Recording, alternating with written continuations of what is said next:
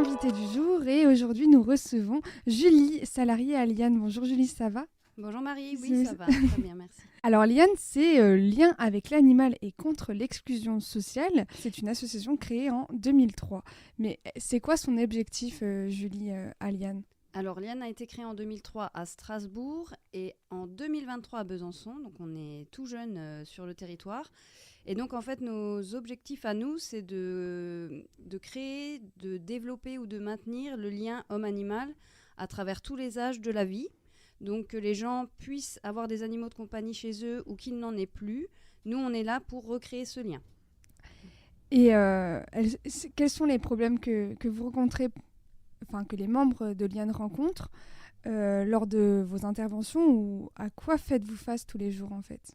Alors, on rencontre différents publics, souvent du coup en difficulté par rapport à leurs animaux à eux, c'est-à-dire que quelqu'un qui est à Besançon, qui n'a pas forcément de famille ou d'une personne de confiance, part à l'hôpital, il a son chien à la maison, comment il peut faire ? S'il n'a pas suffisamment de moyens financiers pour prendre un pet-sitter conventionnel, on va dire, eh bien, il peut nous appeler pour que nous, on puisse récupérer son animal, le mettre en pension dans une de nos familles d'accueil, le temps de son hospitalisation et à son retour à domicile. S'il avait encore besoin un peu d'aide pour les balades, par exemple, nous, on pourrait assurer les balades de son chien quelque temps jusqu'à ce qu'il soit totalement rétabli. Et on applique des tarifs qu'on dit sociaux pour les personnes qui sont en difficulté financière et qui ont un référent social, donc qui sont suivis par une assistante sociale ou un autre professionnel social. Donc c'est quand quelqu'un a des problèmes financiers, il peut vous contacter s'il a un animal et qui a du mal à s'en occuper, c'est ça? Voilà, tout à fait. Comment on arrive à lutter contre l'exclusion sociale avec l'animal? Parce que vous faites aussi des événements, on peut appeler ça comme ça, où vous allez intervenir par exemple dans des maisons de retraite. Oui. Qu'est-ce qui se crée en fait quand vous allez là-bas avec les animaux? Alors, comment ça se passe? Au moment des séances de médiation animale qu'on effectue dans les établissements, mais qu'on pourrait aussi effectuer à domicile, l'idée c'est de recréer du lien aussi entre les humains, puisque finalement l'animal qu'on va avoir avec nous dans les activités, qu'il appartienne à un bénéficiaire ou un de nos bénévoles dans le cadre des séances de médiation, eh ben c'est le catalyseur, c'est lui qui est le prolongement de chaque humain. Et du coup, on se rejoint autour de cet animal et on lutte contre l'exclusion sociale en ce sens, puisqu'on n'est dans aucun jugement. Peu importe le sexe, peu importe l'origine, peu importe les idées politiques, on ne fait aucun jugement sur personne, tout le monde est égaux chez Liane. Donc voilà, on lutte contre l'exclusion sociale comme ça. Quel service vous proposez et avec quel tarif exactement? Vous avez différents services, on peut voir sur votre flyer et sur votre site internet, Oui. mais nos auditeurs qui ne l'ont pas sous les yeux, qu'est-ce que vous proposez en fait? Alors, on propose des pensions. Donc là, ça consiste à prendre en charge l'animal à 100% dans nos familles d'accueil. Donc le bénéficiaire se détache totalement de son animal le temps dont il a besoin, si c'est pour une hospitalisation, une recherche de logement, un déplacement professionnel ou des choses comme ça. Nous, on prend l'animal en charge dans une famille d'accueil puisque nous n'avons pas de locaux sur Besançon pour le moment. Et donc, un tarif standard, il serait de 10 €. Mais pour une personne en difficulté financière, avec son référent social, on pourrait revoir le tarif et le réduire peut-être de moitié. Tout va dépendre en fait du revenu de la personne et de son budget. Donc les tarifs sociaux, ils sont très aléatoires d'une personne à l'autre. Du coup, le tarif standard, ce sera 10 €, mais pour d'autres personnes plus en difficulté, ce sera revu individuellement, on va dire. Et donc pour les services de balade, ce sera de la même manière. On revoit exactement les tarifs de cette sorte-là. Et ça dépendra aussi si on vient promener l'animal 1 fois par jour ou 3 fois par jour, puisqu'on peut aller jusqu'à 3 fois par jour. Et on peut intervenir 7 jours sur 7. Donc tout dépendra aussi de la durée de la prise en charge, du besoin de la personne. Et pour nos séances de médiation animale, alors c'est pareil, on a un tarif standard de 50 € pour 1 heure de séance. Donc nos séances, on se déplace, nous, salariés et bénévoles, avec nos animaux de compagnie, dans les établissements, et on va faire un temps avec, par exemple, nous, on a des cochons d'Inde à l'association, donc on vient avec nos 4 cochons d'Inde, on s'en occupe, on explique un peu comment elles vivent, on les nourrit, on les caresse, voilà. Et ça crée du lien, et on a souvent aussi soit un chien, soit un chat avec nous en séance. D'accord. Avec Donc, un bénévole. Du coup, vous avez chien-chat, vous vous occupez de chien-chat NAC, oui, du coup. oui, C'est tout ça, à fait. nouveau animaux de compagnie. Comment ça se passe avec les cochons d'Inde, du coup, quand vous partez faire de la médiation avec eux? Ça se passe plutôt bien? Ils sont assez Oui, oui, oui. réceptifs, en fait? Oui, oui, oui. Bah, alors, je vais dire que c'est des gourmandes, donc dès qu'on parle de l'alimentation, ça leur pose pas de soucis. Donc, en fait, pour elles, partir pendant une demi-heure, trois quarts d'heure, être posées tranquillement sur une table avec des petites cabanes, des petits jouets, des petits doudous, du poivron, des carottes, enfin plein d'alimentation, de l'herbe, des pissenlits, voilà, qu'on va distribuer aux bénéficiaires et qui vont s'occuper des cochons d'Inde. C'est vrai que ça ressemble pas trop à une souffrance, on va dire, pour elles. C'est plutôt le bonheur. Souvent, elles rentrent, elles dorment parce qu'elles sont, Elles sont elles ont fatiguées bien de leur mangé. journée. Elles ont bien mangé. Vous parliez d'un référent social. Qu'est-ce que c'est, en fait, un référent social? Alors, c'est pareil, ça va être aléatoire. Ça peut être un médecin, hein, dans le cadre d'une hospitalisation, par exemple. Ça pourrait être le médecin traitant de la personne qui pourrait peut-être nous solliciter si la personne avait vraiment des difficultés. Là, on a eu le cas, par exemple, pour une dame qui est en retour d'une naissance de son premier bébé. C'est une femme qui est seule à la maison. Donc, sa sage-femme nous a sollicité pour qu'on puisse l'accompagner au moins sur les premières semaines de son bébé pour qu'elle puisse se détacher un peu de son chien et de ses balades qui imposent aussi un rythme Oui, bien sûr. par rapport à celui du bébé. Et voilà. Et après, c'est très souvent les assistantes sociales. Donc, les personnes du CCAS de Besançon et d'autres structures qui prennent en charge des personnes pour les aider à s'en sortir et à organiser leur vie. Quels sont les critères pour devenir bénévole à Liane, en fait? Alors, pour devenir bénévole chez Liane, déjà, il faut être volontaire. Je pense que pour être volontaire, du coup, il faut avoir une appétence pour le lien avec l'humain, l'empathie qu'on peut avoir pour quelqu'un qui est en difficulté, le non-jugement, justement, de ces personnes, puisque chacun a son parcours de vie, et il faut le respecter. Bien sûr, il faut aimer les animaux. Si on a allergique aux chats, si on a peur des chiens, c'est un peu plus compliqué. Oui, bien sûr. On peut accompagner aussi dans les phobies, dans ces choses-là. Mais l'idée, c'est vraiment d'avoir envie de créer du collectif et finalement de vouloir aider, donner un petit peu de son temps. L'avantage chez Liane, c'est qu'on peut offrir une demi-heure de son temps pour une balade d'un chien ou on peut offrir une semaine de pension à un animal qui en a besoin. C'est aléatoire. Et du coup, il faut adhérer à l'association. C'est combien une adhésion? Oui, une adhésion, elle est de 5 € par an. Oh, mais c'est Voilà. raisonnable, hein. Et pour nous, c'est déjà un soutien d'adhérer finalement. Oui, bien puisque sûr.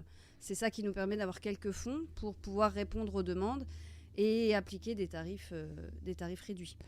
Quand on vient vous chercher, c'est pourquoi majoritairement? C'est très souvent des problèmes de santé. Ouais. Donc, c'est souvent des hospitalisations. Donc, nous, on peut prendre en pension. Mais par exemple, pour des chats, les chats, c'est très difficile à déplacer. On va dire, ils tiennent à leur environnement. Oui. Donc, souvent, les personnes qui partent à l'hôpital, qui ont des chats à la maison, c'est nous qui allons intervenir plutôt que de prendre en charge les animaux en pension. Donc, c'est une forme de service à domicile. Comme les balades pour les chiens, on s'occuperait beaucoup des chats à domicile. Et ça nous arrive régulièrement.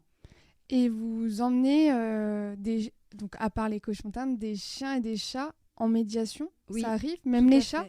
Oui. Alors ça, marche? c'est des binômes merveilleux de bénévoles Ouais. et de leurs animaux à eux, puisque moi, c'est des animaux que je ne connais pas, eux ne me connaissent pas, donc forcément, je ne peux pas représenter un lien affectif qui s'est créé. Ouais. C'est vraiment la fusion d'un bénévole. Ça peut être toute personne qui est très à l'aise avec son animal et son animal qui est très à l'aise avec les humains, d'ordre général. Et donc, c'est ce binôme-là qu'on a, nous, tous, au quotidien chez nous, finalement, qui peut être un peu exporté dans une structure. Et c'est en partageant, en fait, l'amour de nos animaux qu'on crée le lien avec les autres. Et quelles vont être les différentes structures dans lesquelles vous allez intervenir? On a des publics très variés. Donc, on a de la maison de quartier pour des enfants très jeunes. On a des personnes âgées en maison de retraite, mais on a aussi des adolescents autistes dans une association. On peut avoir des publics très aléatoires. Et encore une fois, les bénévoles choisissent aussi les publics pour lesquels ils sont disposés à pouvoir intervenir. Et l'animal également, j'imagine, l'animal aussi, parce que ça ouais, tout doit à fait. changer en fait. Oui, il y a des chiens, par exemple, qui ont assez peur des cris un peu aigus des enfants. Ouais. Enfin, un enfant, ça s'exprime beaucoup plus par l'aigu. Oui, Et bien du coup, il y sûr. a des chiens qui ont des difficultés. Donc, ces animaux-là, on va pas les mettre... Enfin, en fait, on va faire matcher les publics avec les bénévoles, avec les animaux. Enfin, c'est tout un travail. C'est tout un travail et une organisation aussi. Comment ça se Ouais. passe du coup pour organiser une journée, par exemple pour aller dans une maison de retraite? Comment vous faites? Alors, au préalable, on se sera rencontrés, on aura échangé des besoins de la structure, de ce que nous, on peut offrir, hein, puisqu'on a des limites, hein, vu qu'en plus, on est une jeune association ici à Besançon, donc on est un petit réseau encore. Donc, on va s'assurer, en tout cas, qu'on a les mêmes demandes, donc on peut y répondre. On va signer une convention et on va essayer de planifier le plus en amont possible, puisqu'après, moi, je dois solliciter les bénévoles et du coup leur demander s'ils seraient dispo à telle date ou à telle date, avec tel public, etc. Et vous avez combien de bénévoles actuellement?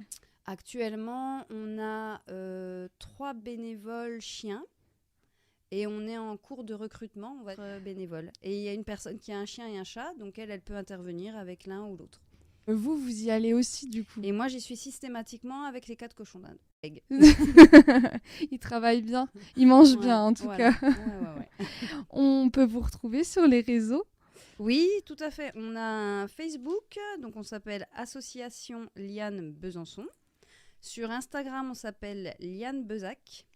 Et on a un site internet qui regroupe aussi Strasbourg. Donc vous avez un petit onglet antenne et c'est... Quel conseil vous pourriez donner à quelqu'un qui en ce moment a du mal à s'occuper d'un animal ou qui vient d'accueillir un animal? Est-ce que vous serez dans la capacité de lui donner quelques conseils? On a créé un catalogue du monde animalier à Besançon et alentour. Donc là, on a essayé de recenser au maximum tous les professionnels ou toutes les associations qui pourront aider toutes les personnes qui ont un animal de compagnie, soit tout simplement à l'adopter déjà pour démarrer, soit l'éduquer, le sociabiliser avec d'autres animaux, le toiletter, acheter du matériel pour lui, etc. Donc ce catalogue, il est disponible sur nos différents réseaux. Et puis ensuite, quand les gens ont des difficultés ou des questionnements, ils peuvent nous contacter par téléphone ou par mail. Et puis moi, si je peux conseiller, si je peux accompagner, je le ferai avec grand plaisir. Mais on a nos limites, hein, bien entendu. Puis il y a d'autres professionnels qui sont plus doués dans certaines matières, donc on pourra rediriger. Quand on a des problèmes avec un animal ou par exemple on va en hospitalisation et qu'on ne sait pas quoi faire, on aurait tendance à se dire je vais le mettre à la SPA. Mais la différence avec vous, du coup, c'est que vous allez pouvoir trouver une famille d'accueil qui l'accueille temporairement pour que la personne, par la suite, elle puisse récupérer son animal, c'est bien ça? Exactement. Donc on est en partenariat avec la SPA. On s'est présenté auprès d'eux puisque c'est hyper important le moment où l'abandon se fait. Parfois, c'est, comme vous dites, pas pour des bonnes raisons. Ouais. En fait, on pourrait peut-être, on aurait envie de garder notre animal, mais on n'a pas de solution là, dans l'immédiat. Donc on est très souvent sollicité par des personnes qui se trouvent, on va dire un peu au secrétariat de la SPA et qui disent, voilà, on m'a redirigé vers vous parce que je ne veux pas abandonner mon animal, mais je n'ai pas les moyens financiers, je connais personne qui peut garder mon animal. Il paraît que vous pouvez m'aider. Voilà. Et puis souvent, on arrive à prendre en charge l'animal et que les personnes prennent soin d'elle. Et puis après, on leur restitue leurs animaux. Et là, c'est un grand moment de bonheur pour tout le monde. Oui, j'imagine, surtout qu'avec le nombre d'abandons qui augmente d'été en été, ça doit être quand même super d'avoir une association comme vous qui puisse aider les personnes les plus démunies. Oui, tout à fait. Après, on est aussi limité puisqu'on a un petit réseau. Alors, pour information, en 2023, on était 60 adhérents à Besançon et parmi eux, il y avait une quinzaine de bénévoles. Voilà, à peu près. Ouais. Et donc là, en 2024, en début d'année, on a dû accueillir 6 chiens dans la même semaine, 6 prises en charge. Donc, j'ai dû solliciter tous mes adhérents. Et donc, il y en a certains, c'était pour une semaine et d'autres, ce sera pour plusieurs mois.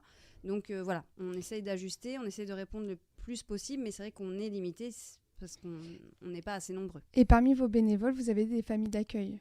Oui, tout à fait. Est-ce que vous pouvez expliquer ce que c'est une famille d'accueil? Alors, une famille d'accueil, c'est un bénévole ou une famille de bénévoles. Ça peut être le mari avec la femme, les enfants, tout le monde a décidé, qui accueille à son domicile l'animal de la personne que nous allons aider. Donc, elle va la prendre en charge entièrement chez elle. Mais en revanche, c'est l'association qui va lui fournir l'alimentation, la litière si c'est un chat, les jouets, qui va pouvoir lui donner des conseils. On fait une visite du logement, comme ça on peut donner des conseils pour voilà, le dodo de l'animal, ça pourrait être là, vous pouvez le mettre l'alimentation ici, etc. Et puis on a un petit livret pour les familles d'accueil où justement on réexplique un peu les bases et on essaye toujours de former nos bénévoles et de les accompagner le plus possible. Et un bénévole n'a pas forcément d'animal, il peut être bénévole pour vous aider. Ah oui, tout à fait. Oui. Simplement. Ouais. Ouais. Oui, tout à fait. Si justement, il y a des personnes qui ne veulent plus s'engager dans l'adoption d'un animal pour eux, parce que c'est une responsabilité, ça demande des finances, ça demande de la présence, et se dire ponctuellement, j'aime bien le contact avec les animaux, donc j'aimerais bien, finalement, j'apporte mon aide à quelqu'un et j'en profite puisque moi-même, ça me fait plaisir d'accueillir un chien ou un chat à la maison quelque temps. Pour adhérer à votre association, on fait comment? On envoie un mail? Comment ça se passe? Alors, on est référencé sur le site Hello Asso. D'accord. HE2LOA2SO. Et vous tapez Association Liane Besançon et vous trouverez la petite page qui vous permettra d'adhérer sur Internet. Et sinon, on organise régulièrement des réunions de présentation.